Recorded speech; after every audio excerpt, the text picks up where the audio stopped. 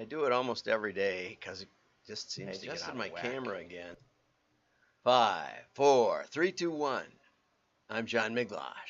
For the WDMA, we fight for mail and direct marketing every day. And let's get over to the news. I meant to put this up yesterday because it was kind of for yesterday, but well, we're just going to have to go with it. Okay, so here it comes from Rekia Vodka. Oops, where's the sound? Here we go. Get it off. See, you gotta always check that sound. We'll back her up. Here in Iceland, we have a word called solarfrí. It means sun holiday.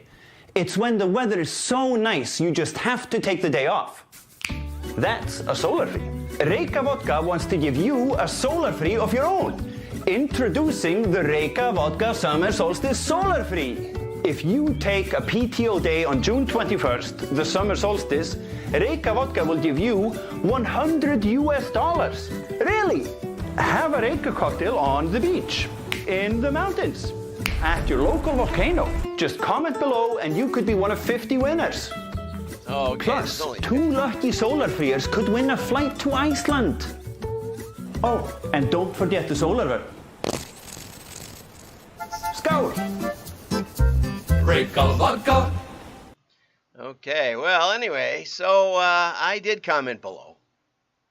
I haven't heard from him yet. I'm not much of an Instagram guy, but I did think it was a fun concept, and I did it before the solstice. I meant to get it for you yesterday.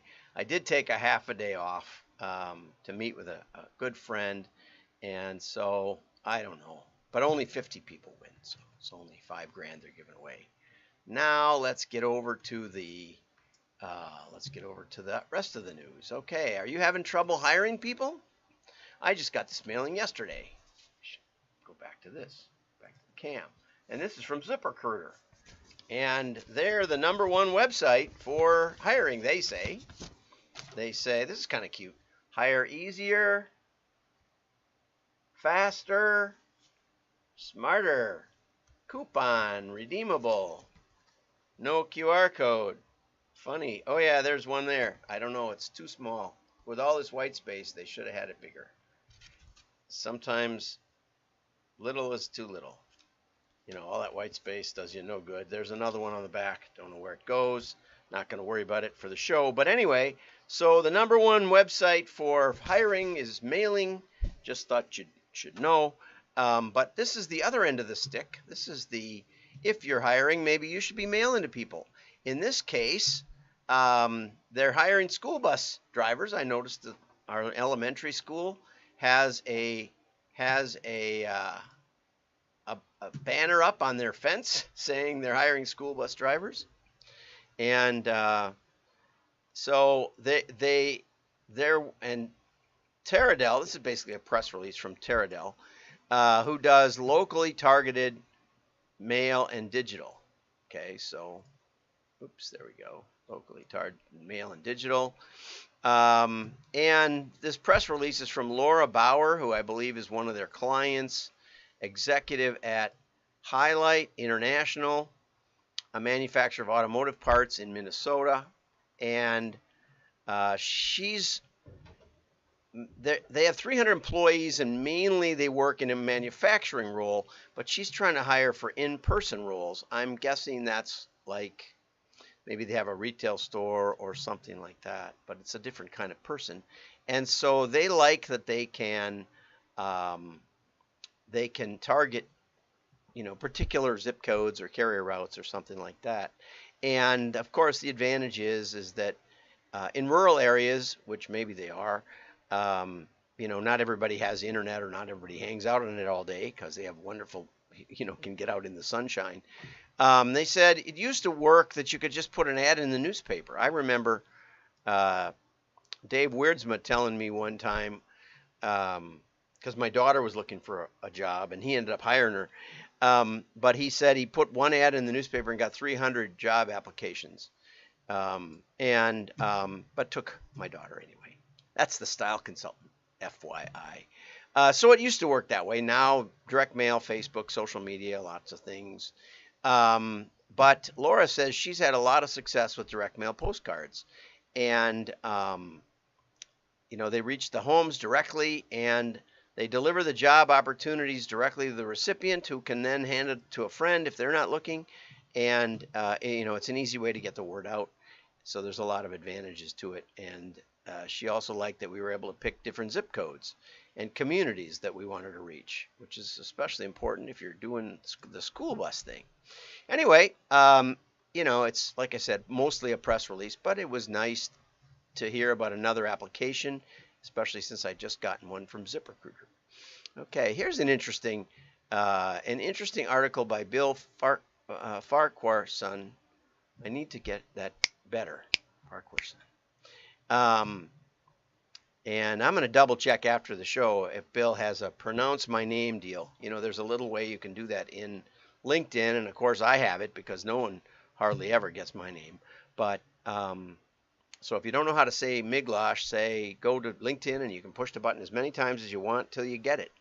But he had a helicopter call, and it was especially interesting because it sounds like he was getting vetted for coaching, but particularly coaching sales reps. And of course, if you had a sales position, let's say telesales, and it was work from home or whatever, and you were interviewing people, one of the tips we always had was interview people who are going to be on the phone, interview them on the phone before you see what they look like. Even if it's in another room, just have them call across the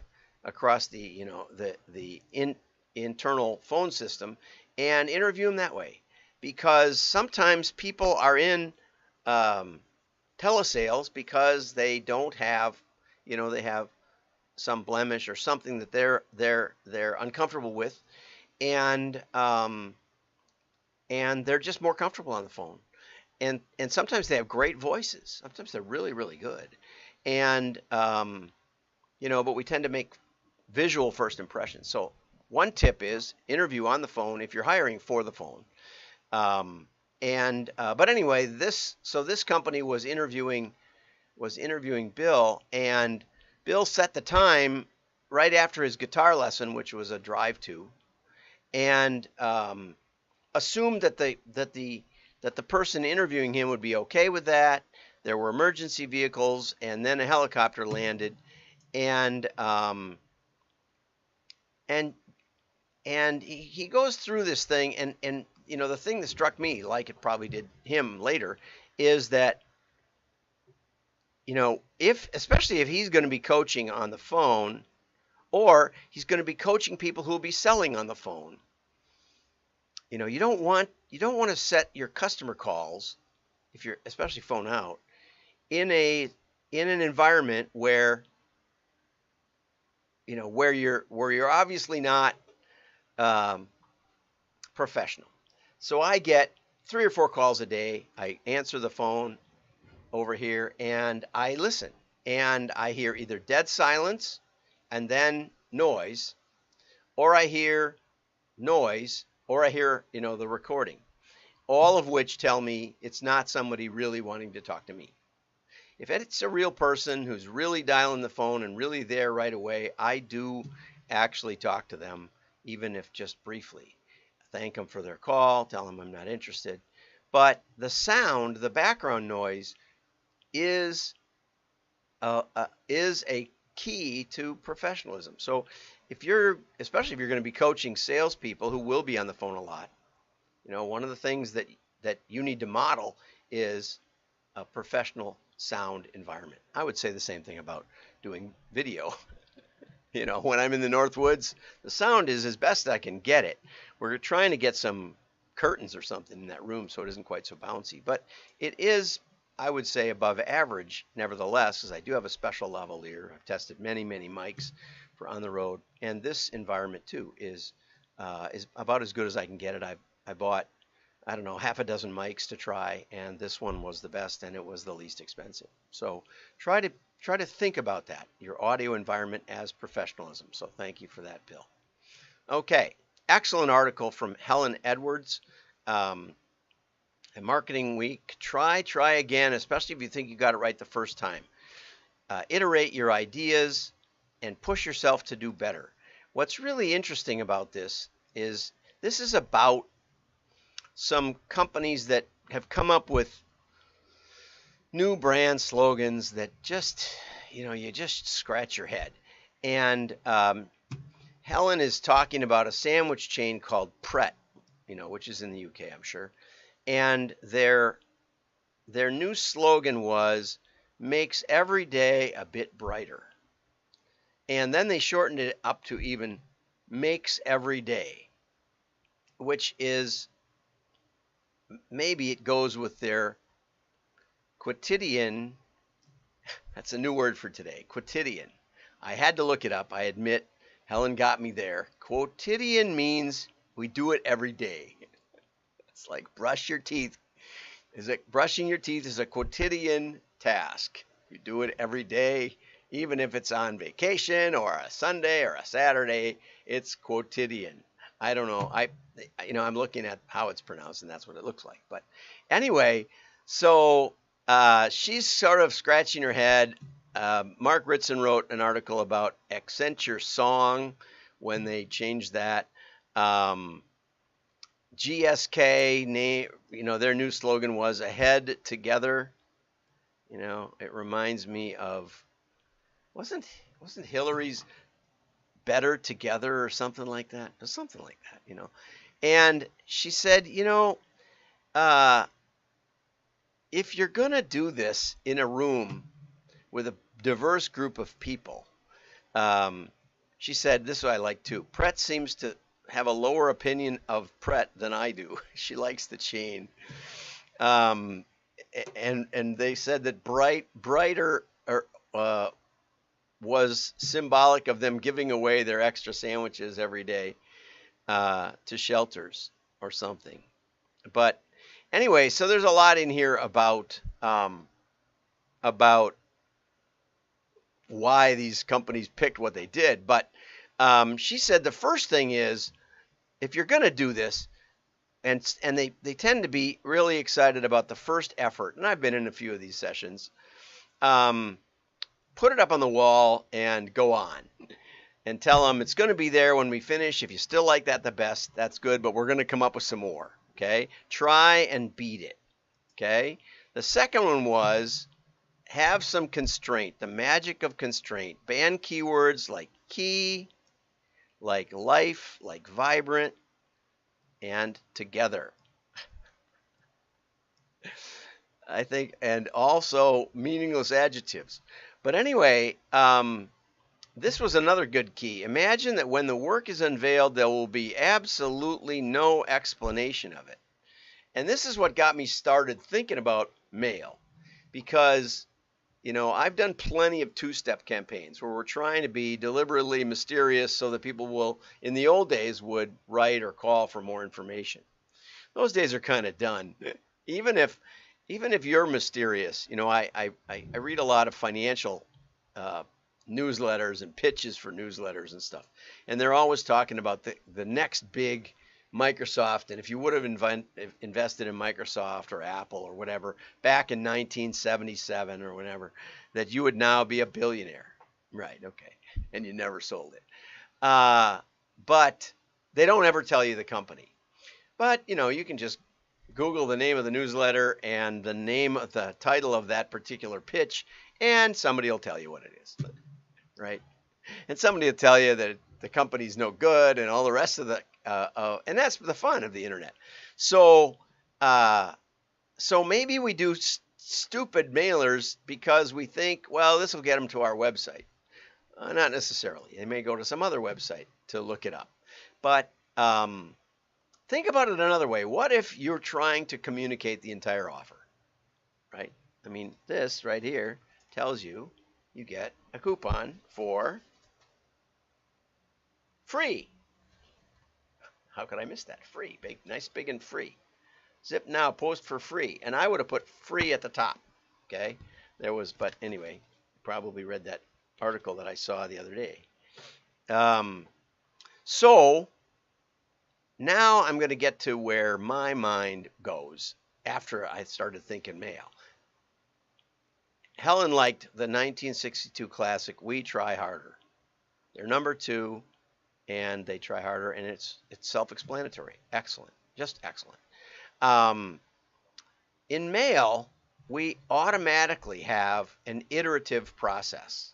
Iterate, see, where we test a control and we test a contender, and most of the time the contender loses. Okay, we might test headline, we might test format, we probably will test offer. We're also in the background testing lists all the time. And what that does is it pushes us to always do better. And when a contender wins and becomes the control, well, then they have to go against the contenders. And we're continuously trying to beat the best we've ever done. And that's the magic of direct marketing. It's not a bunch of quote unquote experts sitting around in a room trying to tell the market what should resonate with them. It's totally democratic. We let the market tell us what the best offer is. And by best, we have pretty high standards. It's not the most clicks, right? It's not the longest remaining on that particular web page. It's not even the number of responses. It's the number after a couple of years go by.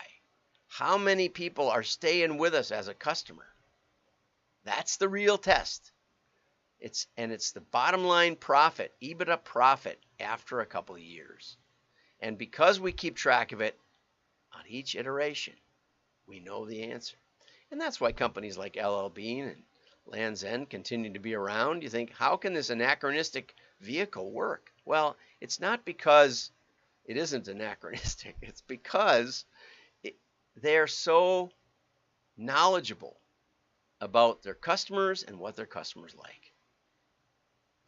And so if you're a brand, I did an interview for a video show yesterday. I was interviewed instead of me being the interviewer, and they were talking about AI and machine learning, and I said, if you want those to work, you need to do mail. And it was like, that can't be right. But mail has baked in testing features that no other media has. And go back on a few of my shows and you'll hear a bunch of that. But think about the iteration. So I would challenge Helen that perhaps, this is a good place to start. But then maybe you want to try some test mails before you get to a big full announcement. Do something quiet, see what happens, see what reaction you get. And we can do that much more quietly in mail than we can in almost anything and still have engagement. So have a good day. I hope that makes you think. Like and share, and especially comment. Those are much better than likes. Likes are almost worthless, except I do see that you do it, and I thank you for that. Have a great day. Bye-bye.